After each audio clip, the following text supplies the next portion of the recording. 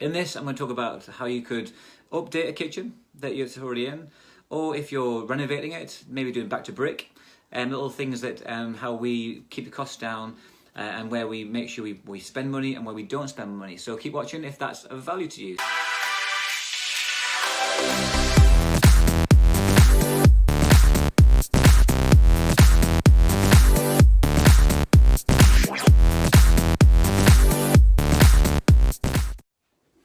Now, hi there, my name's Tom Heaney, Director of Tom Heaney Property Solutions, and I'm based up in Newcastle. Thanks for following me. Now, if you're controlling a house through rent to rent, or if you're buying it to flip, or you're buying it to hold and rent out to tenants, then there's some really, most of the time you're going to do something to a kitchen. So it could be to update it, or to completely rip it out and put something brand new in. Now, you could spend a fortune. You could spend £20,000-30,000 on a kitchen. So if it's your own home, so we've spent over £20,000 on the kitchen we live in here. But you don't want to spend that on something where you might not get the greatest return on investment. So first, let's start with, let's say, on rent to rent. You've found a property that you're going to take on for rent to rent, and the kitchen is a bit tired. Typically, that's a rent to rent property, and you go, right, well, I could rip it out. That's what I really want to do. But remember, you don't own that house. So you want to up best looking kitchen you can, but at the same time you don't want to spend a shed load of cash. So what you could do is replace the doors. So we did that on one house last year. The doors were about £16 per door. I think all in it was about £17.50. And so I mean that's a quick little hack. So the doors, let's say they were old-fashioned brown looking ones. For the sake of £16.50, £17.50 a door, there you go, tick. I've also replaced worktops. So often kitchen worktops might be chipped, worn, looking maybe not necessarily the trendy colours. So you could get a length of worktop from B&Q, Screwfix, something like that, or even IKEA. I've done a few worktops from IKEA, £70 a strip, and then they're easy. You basically take the old one off and bolt them back on. It gets a bit more complicated when there's mitered joints, but they're easier hacks because you're still using the carcasses that are already there. That's the key thing. So you leave the carcasses in, and you're replacing the doors and the tops, and then you could even do either some cheap tile splash blacks using like Metro tiles. They're about £9, £10 a square metre, and they just stick them straight onto the wall. So that's one thing we did last year. But maybe, and also in the kitchens, getting rid of the knackered old appliances like rusty microwaves and rusty ovens, which seem to just naturally be in these rent-to-rent properties, putting them some nice, clean, quality products that are even second-hand. You can still get some great second-hand products in charity shops. So that's how I did my first few rent-to-rents. But at the minute, we are designing multiple kitchens, so these are to go in because we've bought these. But rent to rent enabled me to give me the time to do this, by the way. That's what's awesome about rent to rent. So if you're interested in rent to rent, please do reach out. I do coach and mentor it. I also run a 2-day supercharging masterclass in Manchester, 24th, 25th of Saturday, Sunday in November. We've got some fantastic people signed up. There's still space left if you want to join me, but you've got to sign up this week.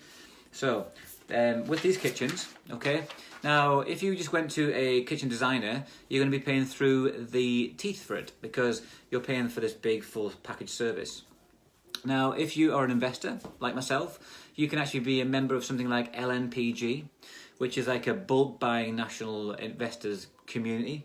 You pay a yearly subscription and you have access to things like Magnet. So Magnet then give you their trade prices, but you've got to be part of LNPG. So you mean I have used Magnet, but at the same time, Howdens is another national chain. They're very competitive, and they'll typically try and beat Magnet too. So the last kitchen we put in, Magnet gave a great price, but then Howdens actually beat them, and so we went with Howdens in the end. But the thing is, so Howdens will do a design service, so which is great. But the thing is, if you look at their design service, they'll normally give you like 80% off their office price, which is awesome. But at the same time, if you actually start analysing it, I sat with my business partner, Paul, and we were looking at the finer details of the actual the quote. And for example, the appliances, you could probably find them cheaper if you went through like AO.com. So if you actually start stripping back the actual, even though it's an amazing quote through Howdens, you for example, you can obviously use other people, but let's say Howdens, you can tap the kitchen tap, is still £100, we can get that for £50-60 online. And so I think we've saved about £700 even on our kitchens, just by removing the appliances and removing the sink and the kitchen tap. So there's a result. Okay, so there's another way of saving cost as well. But then you can also, for example, you could put built-in microwave. But built-in microwaves like £200. They look really trendy and modern. But if your tenant demand or tenant type doesn't really suit or need that, then you can get a microwave for £50. So there's little ways we kind of adjust the design of the kitchen depending on what the tenants are going in. And also you've got to think, you could spend a fortune on worktops, but are you going to get your return on investment, and is it going to meet the needs of your tenants? If you're trying to get like luxury premium rents that demand granite, then fair enough. But if you're middle of the road, or just my model is HMOs, house shares, and we're not trying to achieve like £600 per calendar month up in Newcastle, we're trying to hit bang in the middle, or maybe the 75%. If you had to just have a scale, so not the top end, the 10s, or maybe going for like a 7.5 type of quality, then we don't bother with granite worktops. We go for laminates, but modern ones. We also don't go for like quirky colours either, because we go for things that we think are going to last time-wise. So I'm not going to be putting a red kitchen in.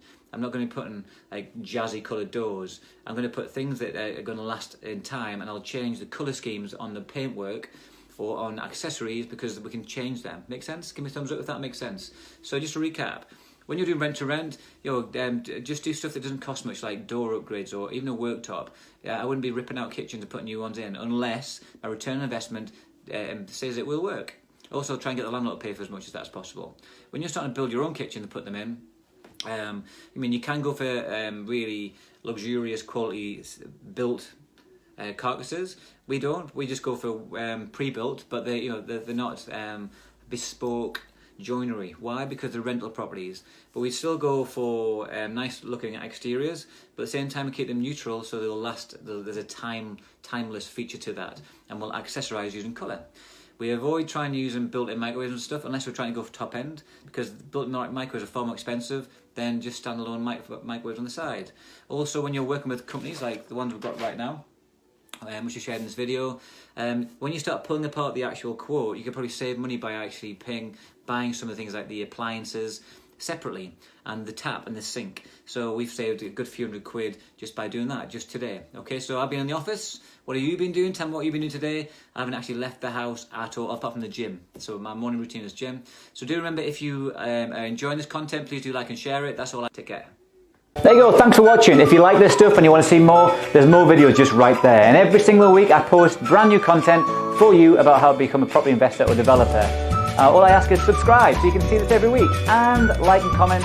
But if you also want to see me on other channels, Instagram, Facebook and LinkedIn is right below, so click on there too. I look forward to seeing you real soon face to face. Take care.